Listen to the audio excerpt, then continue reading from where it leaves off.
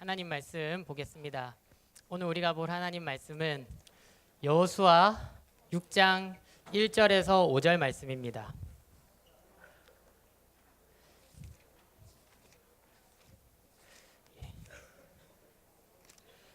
구약 성경 326페이지 여호수아 6장 1절에서 5절 말씀.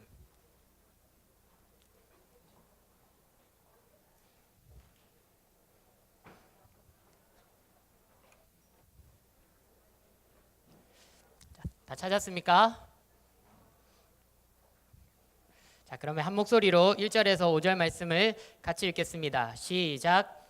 이스라엘 자손들로 말미암아 여리고는 굳게 닫혔고 출입하는 자가 없더라. 여호와께서 여호수아에게 이르시되 보라, 내가 여리고와 그 왕과 용사들을 내 손에 넘겨 주었으니 너희 모든 군사는 그 성을 둘러 성 주위를 매일 한 번씩 돌되 엿새 동안을 그리하라.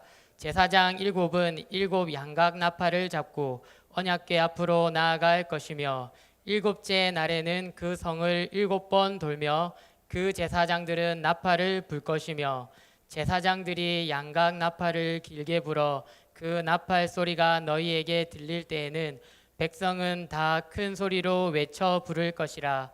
그리하면 그 성벽이 무너져 내리리니 백성은 각기 앞으로 올라갈지니라 하시매. 아멘. 새 친구 있답니다. 우리 새 친구 교육받을 수 있도록 축복하며 환송하겠습니다.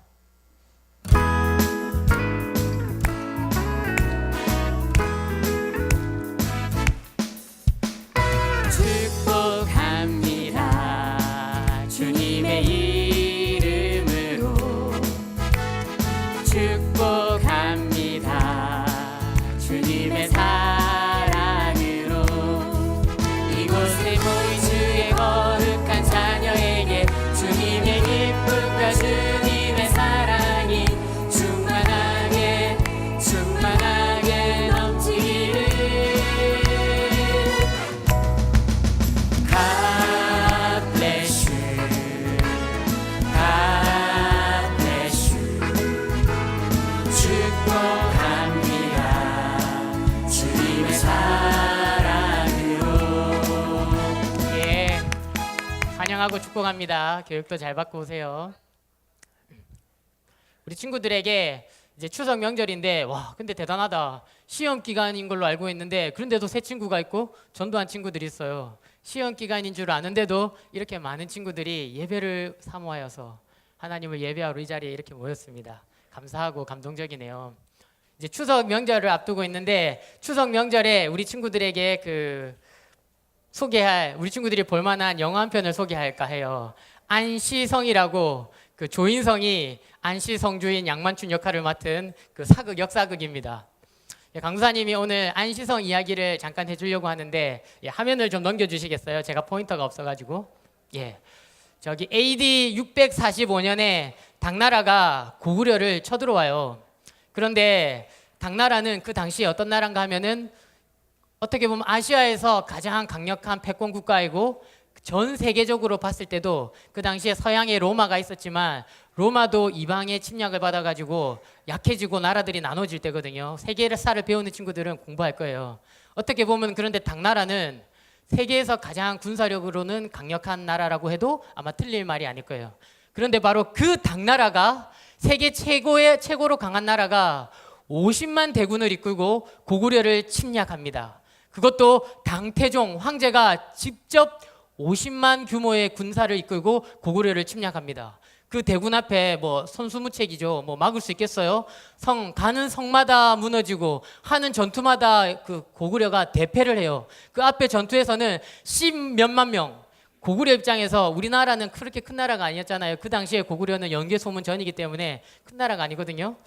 우리나라가 그렇게 크지도 않은 나라인데 군사 10몇만 명이면 굉장히 큰 인원입니다. 군사 13만 명인가를 파송해서 전쟁을 벌였는데 대패하고 말아요. 그렇게 승승장구하고 막 평양성을 향해서 진군하던 당나라 군대를 발목을 딱 잡은 성이 있는데 그 성이 바로 안시성이었어요. 신기하죠? 그냥 고구려의 수많은 성들 중에 한 성이었는데 50만 대군의 당나라 태종 군대를 발목을 딱 잡았습니다. 전투를 할 때마다 안시성이 이기는 거야. 50만의 군대가 한 성을 함락하지 못하고 계속 지는 거예요. 그래서 나중에는 이제 열이 받아가지고 당태종이 어떻게 하냐면은 사람이 많잖아요. 50만이 얼마나 많겠어요. 생각을 해보세요. 그래서 한 일이 안시성 맞은평에 성보다 더 높은 토성을 쌓습니다. 한번 화면을 넘겨주시겠어요? 예, 이렇게 성을 이렇게 했는데 이 성을 도저히 넘을 수가 없으니까, 성을 뚫을 수가 없으니까 안시성 주변에 사람은 군사를 동원해가지고 성보다 더 높은 토성을 쌓고 거기서 성을 향해서 공격하는 거예요.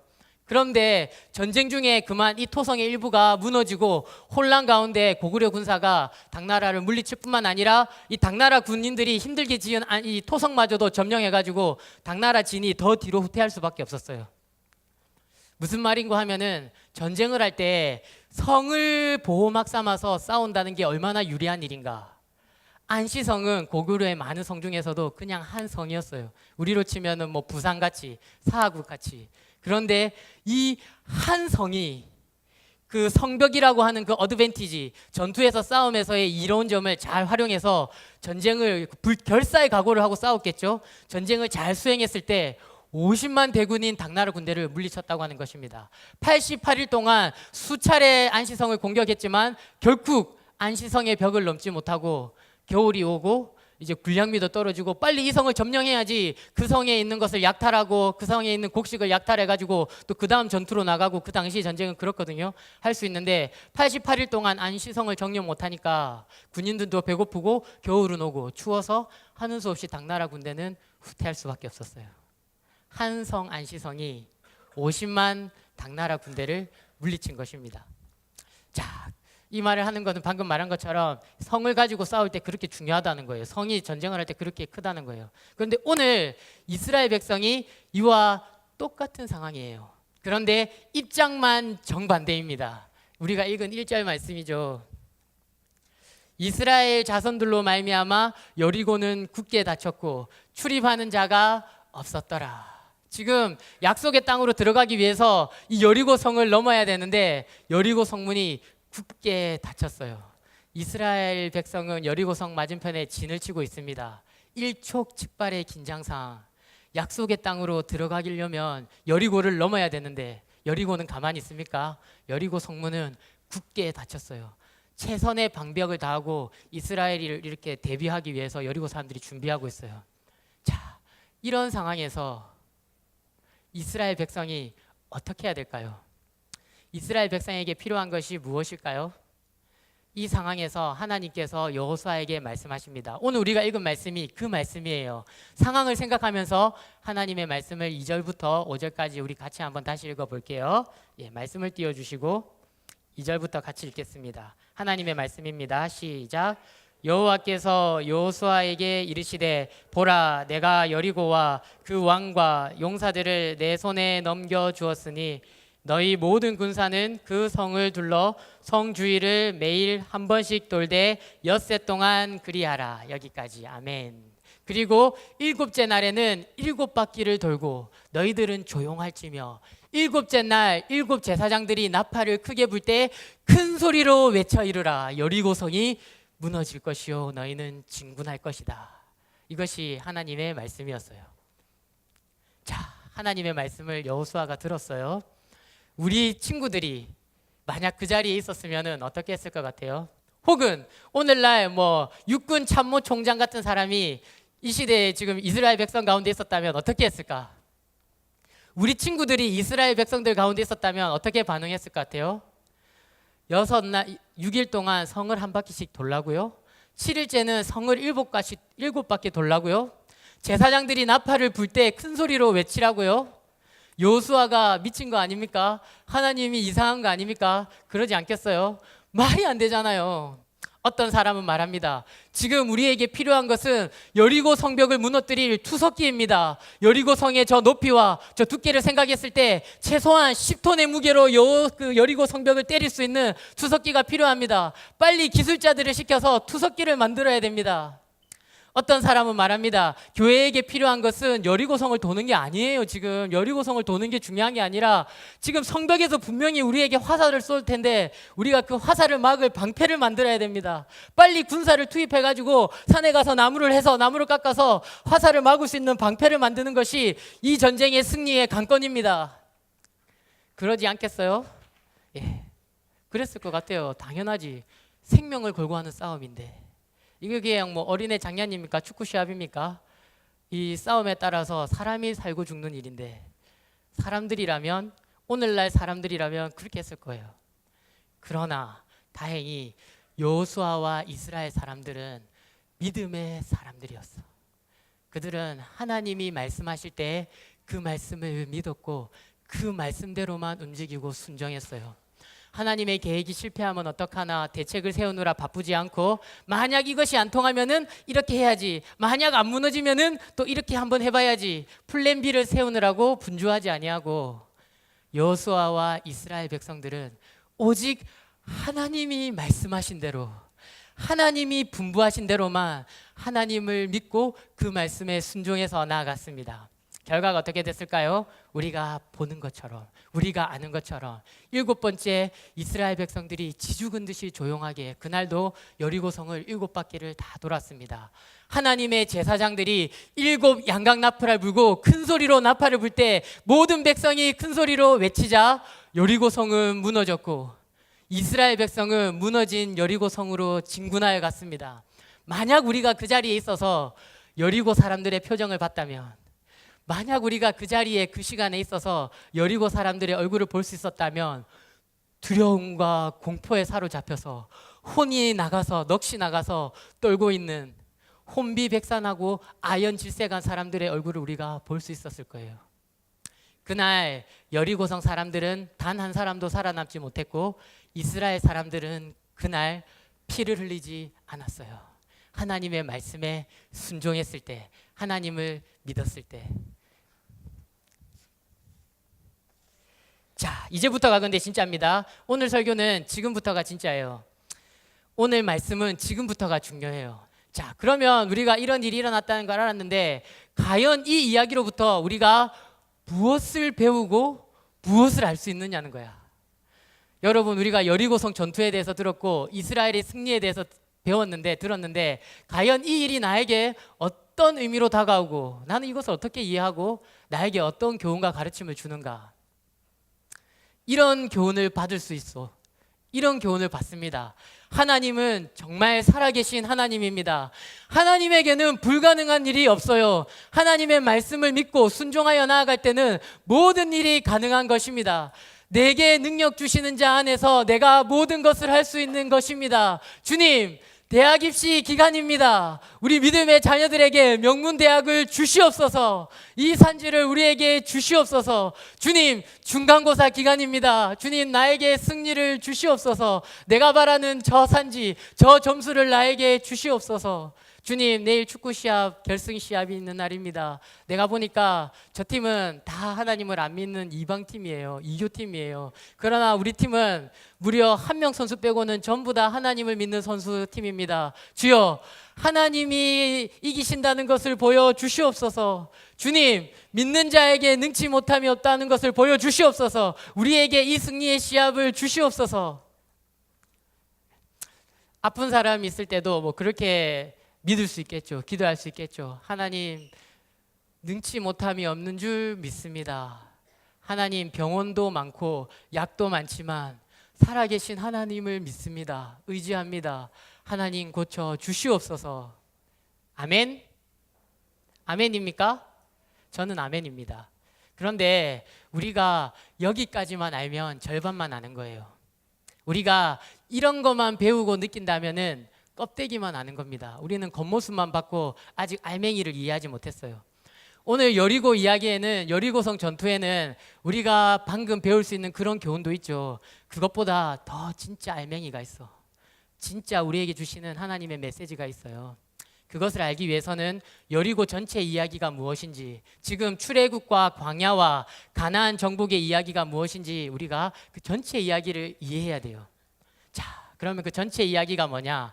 하나님이 지금 무엇을 하고 계시냐고 하면 하나님은 하나님의 백성인 이스라엘을 약속의 땅으로 데려가고 있는 중이야. 무슨 말인지 이해했습니까? 하나님이 애굽에서 종살이하고 핍박받고 무시당하고 고통당하고 있는 이스라엘 백성, 가난하고 가진 것 없고 천하고 미련한 이스라엘 백성을 애굽의 압제로부터 건져내셔서 젖과 꿀이 흐르는 땅, 가나안 땅, 약속의 땅, 하나님이 아브라함과 이삭과 야곱에게 주리라고 약속하신 그 땅으로 지금 데리고 가시는 중이에요. 하나님이 하나님의 백성을 구원해서 약속의 땅으로 데려가시는 중입니다. 그런데 하나님에 의하면 이 일은 어떤 일이냐? 하나님에 의하면 이 일은 신랑이신 하나님이 신부 이스라엘에게 장가가시는 일이에요. 하나님은 이스라엘의 보호자, 이스라엘의 주권자, 이스라엘의 구원자, 이스라엘을 용서하시고 복주시고 회복시켜 주시는 이스라엘의 하나님이 되시고, 이스라엘은 하나님의 백성이 되는 것, 하나님은 이스라엘을 사랑하고 품어주고 아껴주는 이스라엘의 신랑이 되고, 이스라엘은 하나님의 어여쁜 신부가 되는 것, 이것이 지금 하나님이 하시고 계시는 일입니다. 한번 화면을 넘겨서 보여주시겠어요? 예. 신랑과 신부가 만나서 결혼을 했습니다. 그러면 뭐가 필요할까요? 신혼여행도 가야 되고 또 뭐가 필요할까요? 누가 얘기한 것 같아요. 돈이 필요하죠. 왜냐하면 살 집이 필요하니까. 맞아요. 혼수도 장만해야 되고 살 집도 구해야 되잖아요. 신혼집이 필요하죠. 지금 그 일을 이스라엘이 하고 있는 거예요. 신랑 하나님과 신부 이스라엘이 결혼했습니다. 그리고 하나님이 약속하신 그 새로운 땅을 향해서 하나님을 하나님 삼고 하나님의 백성으로 믿음으로 살아갈 그 약속의 땅을 향하여, 그 신혼집을 향하여 지금 하나님이 신부 이스라엘을 데리고 가고 있는 중이에요.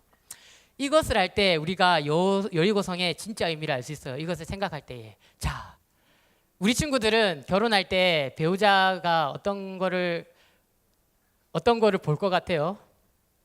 나랑 결혼한 사람이 무엇을 가지고 있고 어떤 사람이었으면 좋겠어요? 요즘에 결혼정보회사 이전에도 한번 얘기한 적이 있는데 이렇게 조건 매칭이 대단합니다.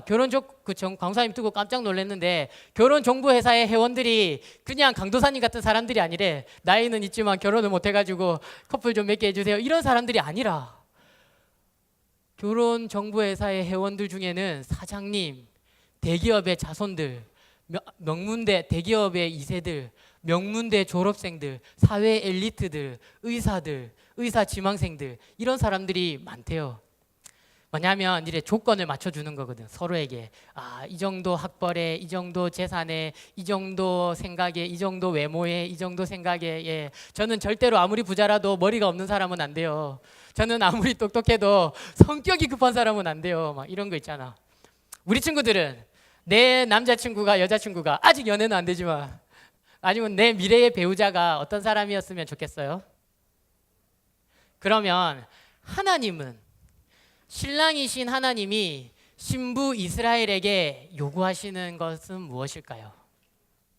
하나님이 신부 이스라엘에게 요구하시는 것은 딱 하나입니다. 하나님은요, 아름다운 외모를 요구하지 않고요, 하나님은요, 많은 혼수, 많은 재물을 요구하지 않고요, 하나님은 똑똑한 거나 지혜로운 거나 혹은 세상적인 명예를 원하지 않아요. 하나님이 신부 이스라엘에게, 하나님이 신부 교회에게 요구하시는 것은 그런 것이 아닙니다. 하나님은 딱 하나 있어요. 하나님이 하나님의 신부에게, 그분의 백성에게, 그분의 자녀에게 요구하시는 것 단 하나, 그것은 바로 믿음입니다. 하나님을 하나님으로 믿는가? 하나님을 정말 이 세상의 창조주요 주권자시요, 우리를 사랑하시는 분이요, 죄와 사망에서 우리를 건져주시는 분이요, 우리에게 참 생명과 행복과 기쁨을 주시는 분으로 믿느냐? 그 믿음이 있기 때문에 이스라엘 백성은 순종할 수 있는 거죠. 다시 한번 살펴봅시다. 아까 전에 말했어요, 강도사님이. 인간적인 눈으로 봤을 때 얼마나 이스라엘 백성이 어리석은가, 여호수아가 얼마나 어리석은가. 그런데 믿음을 가지면 어떻게 될까요? 하나님이 정말 하나님인 것을 믿는다면, 전능하시고 무한히 지혜로우시며 무한히 능력이 있으셔서 전지전능하시고 무소부재하신 구원자, 주권자, 영원한 사랑의 하나님으로 믿는다면 그 하나님의 말씀에 귀 기울이고 그 하나님의 말씀에 순종하는 것보다 더 지혜로운 방법이 있을까요? 우리가 이걸 알아야 돼요. 맞아요. 믿음은 인간적인 눈으로 볼 때, 세상의 관점으로 볼 때 미련한 거예요. 십자가에 달려 죽은 사형수를 믿는단 말인가? 십자가에 죽은 예수님을 믿는단 말인가? 얼마나 미련해요? 얼마나 어리석어요? 예수 그리스도를 믿어 구원을 받는단 말인가? 말이 됩니까? 이게 얼마나 어리석고 얼마나 얼토당토하는 얘기입니까? 인간적으로 생각했을 때, 사람의 생각으로 생각했을 때, 세상의 기준으로 봤을 때는 미련하고 어리석은 것입니다.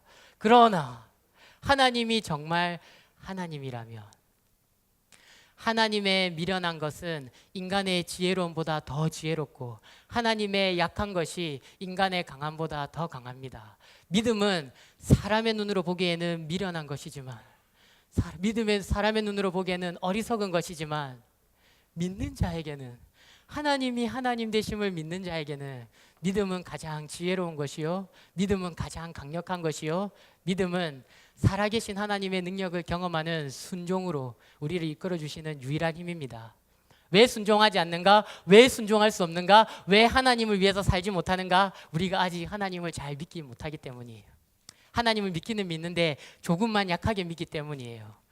진짜 하나님이 하나님이심을 믿는다면, 그분이 살아계시며 이스라엘의 주권자가 되시며 우리의 구원자이심을 믿는다면, 그분이 그분의 지혜와 사랑으로 우리 주 예수 그리스도를 믿는 믿음으로 모든 먼데 모든 열방에 거하는 죄인들을 부르시고 우리의 죄를 용서하시고 조건 없는, 자격 없는 자에게 베풀어 주시는 주권적인 은혜와 사랑으로, 영원하고 변하지 않는 사랑으로 우리를 구원하여 주시는 분이라는 걸 믿는다면, 그 하나님을 믿고 그 하나님의 뜻에 순종하는 것보다 더 지혜로운 일은 없는 것입니다. 하나님이, 우리 친구들이 이걸 기억해야 돼요. 신랑이신 하나님이 신부 이스라엘에게, 오늘은 우리들에게, 우리가 하나님의 신부예요. 우리가 그리스도의 몸입니다. 우리가 하나님의 집이에요. 사람들은 이렇게 얘기하죠. 하나님이 어디 있니? 하나님이 눈에 보이니? 그건 우리가 하나님을 못 보여줘서 그래요. 하나님은 말씀하셨어요. 교회가 그리스도의 몸이다. 교회가 그리스도 하나님의 집이다. 진리의 기둥과 터다. 너희를 통하여 하나님의 이름이 높임 받을 거라고. 우리가 세상에 보여줘야 됩니다. 우리가 세상에 드러내야 됩니다. 하나님이 우리들 가운데 거하신다고. 그런데 하나님이 순종하는 비결, 승리의 비결, 오늘 승리의 조건인데 설교 제목이 단 하나입니다. 하나님은 하나님의 백성에게 무엇을 요구하시는가? 이걸 알아야 돼요. 하나님이 하나님의 백성에게 똑똑한 머리를 요구하시는가? 높은 점수를 요구하시는가? 중간고사의 점수가 점프하는 것을 요구하시는가? 명문 대학을 요구하시는가? 잘생긴 외모를 요구하시는가? 많은 재산과 사회적인 지위, 사람들의 칭찬과 인정과 알아줌을 요구하시는가? 아니요. 이스라엘은 그런 식으로 치면은 가장 거기에 합당하지 않은 민족이에요. 이스라엘은 애굽의 종노릇 하던 나라였고 모든 민족 중에 가장 작은 나라요. 헐벗고 가난한 나라요. 가진 것이 없는 나라요. 초라한 나라요. 정말 고아 같은, 가부같이 헐벗고 보잘것없는 나라였어. 하나님이 그런데 왜 그 많은 나라 민족 중에 이스라엘을 택하셨는가? 왜 이스라엘과 함께 하셨는가? 왜 이스라엘이 여리고성을 건넜는가? 요단강을 건넜는가? 왜 이스라엘이 여리고를 무찔렀는가? 그들이 하나님을 믿는 믿음의 사람들이었기 때문이에요. 아브라함과 이삭과 야곱의 자손이었기 때문입니다. 성경 이야기는 믿음의 이야기예요. 믿음으로 아브라함은 하나님이 부르실 때에 갈 바를 알지 못하고 하나님을 믿음으로, 부르신 분의 부르심을 믿음으로 나아갔어요.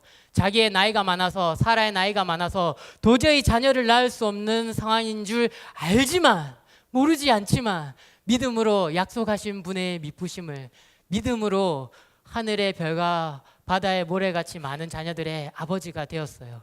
아브라함은 하나님을 믿음으로 의롭다 하심을 얻었고 믿는 모든 자들의 조상이 되었습니다. 우리가 잘 아는 것처럼 이삭은 믿음으로 하나님의 주신 기업의 우물을 팠습니다. 아버지가 팠던 우물을 다시 팠죠. 메꾸면은 다시 파고, 메꾸면 또 파고, 우리가 수련회에서 들은 말씀 아닙니까?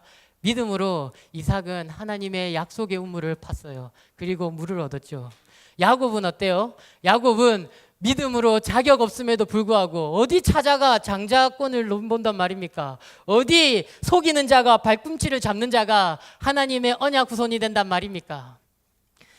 자격 없음에도 불구하고 야곱은 믿음으로 하나님, 사랑의 하나님, 사모하는 자에게 좋은 것을 주시는 하나님을 믿음으로 12지파의 조상이 되고 이스라엘이 되고 믿는 자들의 아버지가 되었습니다. 성경은 전부 믿는 사람들의 이야기예요. 이스라엘 백성은 믿음으로 홍해를, 요단강을 마른 땅같이 건넜죠. 우리가 지난주에 배웠습니다. 그리고 오늘 믿음으로 하나님의 하나님 되심을 믿음으로 그 하나님의 말씀에 순종하여 여리고성은 무너졌습니다. 믿는 자에게 기적은 일어납니다. 맞아요. 믿는 자에게 능치 못함이 없으며 내게 능력 주시는 자 안에서 내가 모든 것을 할 수 있느니라. 아멘. 그런데 진짜 기적은 그 정도가 아니에요. 기적의 성격은 물론 믿는 사람이 하나님을 의지하여 열심히 공부하고 하나님의 영광을 위해서 공부하다가 명문대에 가는 거 아름다운 기적입니다. 그런데 진짜 기적은 멋지게 인류대학을 들어가는 것뿐 아니라 멋지게 이류대학을 떨어질 줄 아는 거예요. 진짜 기적은 시험 성적이 올라서 기뻐하지 않는 것뿐만 아니라 시험 성적이 떨어지는데도 낙심하지 않을 줄 아는 거예요. 성적이 올라서 기쁜 거 누군들 못하겠어요? 혹은 내 성적을 자랑하는 거, 와, 나 이번에 성적 올랐어. 와, 나는 이번에 이길 것 같아. 그거는 믿는 사람도 할 수 있지만 안 믿는 사람도 할 수 있어요. 그건 쉬운 일이야. 진짜 기적은 성적이 떨어졌는데, 성적이 떨어지고 있는데 성적을 나의 자랑 삼지 않고 성적 때문에 내 마음이 무너지지 않고 나를 향한 하나님의 계획하심과 뜻이 있다. 내게는 하나님이 주신 은사가 있다. 내게는 다른 사람은 절대 가지 못할 하나님의 길이 있다. 그것을 믿고 믿음으로 나아가는 것이 믿음이에요. 아픈 사람을 위해서 병 낫기를 기도합니다. 정말 기도할 때에 하나님이 고쳐주세요. 그래서 믿음으로 병이 낫는 것이 기적이지만 믿음으로 병 중에 그 중에 믿음으로 살아가는 거, 몸이 약하지만 아프지만 그 중에도 낙심하지 않고 그 가운데 평안을 누리고 그 가운데 하나님을 의지하고 믿음으로 살아가는 것이 진짜 기적이에요. 어떤 것이 기적입니까? 축구 시합 가가지고 이겨서 기뻐하는 거 누군들 못하겠어요? 누구나 할 수 있어요. 믿는 사람도 할 수 있지만 안 믿는 사람도 할 수 있어요. 중학생이 중간고사 시험을 앞두고 긴장하지 않는 거, 겁내지 않는 거 가능한가요? 강사님 보기에 불가능해. 개구리가 하늘을 나는 게 불가능하듯이, 소가 개구리처럼 뛰는 게 불가능하듯이 중학생이 중간고사 시험을 앞두고 긴장하지 않는 거, 두려워하지 않는 거는 불가능한 일이에요. 사람의 힘으로 되지 않아요. 그러나 믿는 자에게는 기적이 일어납니다. 믿는 자에게는 능치 못함이 없으며 내게 능력 주시는 자 안에서 내가 모든 것을 할 수 있는데, 기적 중에 기적은 내가 잘하고 이기고 예쁘고 뛰어나고 탁월한 것이 아니라 내가 질 줄 알고 내가 약할 줄 알고 내가 아플 줄 알고 그 가운데도 하나님을 믿고 나를 향한 하나님의 계획과 선한 뜻을 믿고 잘하는 게 있어요. 가진 게 있어요. 하나님이 특별하게 주신 은사가 있어요. 그것을 나의 자랑 삼지 않고 나에게 이 모든 것을 주신 하나님만 나의 자랑 삼으며 약해요. 친구가 없어요. 어려워요. 마음이 무너져요. 슬퍼요. 두려워요. 그럼에도 불구하고 낙심하지 않고 포기하지 않고 하나님이 나를 사랑하신다. 하나님은 나의 하나님이셔. 그것을 믿고 살아가는 게 그게 진짜 기적이에요. 그게 믿지 않는 자는 할 수 없는, 그게 자연인은 할 수 없는, 개구리가 하늘을 날 수 없듯이 믿지 않는 자는 절대 할 수 없는 기적은 우리가 질 때, 우리가 넘어질 때, 우리가 실패할 때 포기하지 않고 낙심하지 않고 하나님을 의지하고 믿음으로 빛 가운데 살아가는 것입니다. 네, 믿는 자에게 능치 못함이 없고 믿음의 사람들에게 기적은 일어납니다. 그는 죄와 사망을 이기고 생명의 빛 가운데 나아갑니다. 그것이 우리가 항상 행복하고 기쁘고 항상 자신감 넘친다는 말은 아니에요. 하나님의 은혜로 성적이 떨어졌지만 낙심하지 않아요. 하나님, 남자친구랑 헤어졌지만 슬프지 않아요. 하나님을 믿으니까. 그런 게 아니에요. 믿는 사람도 두렵고 믿는 사람도 긴장해요. 강도사님도 요즘에 많이 지치고 힘들 때가 많아요. 앞을 생각하면은 깜깜하다고 느낄 때도 많고, 저만 그런 게 아니겠죠.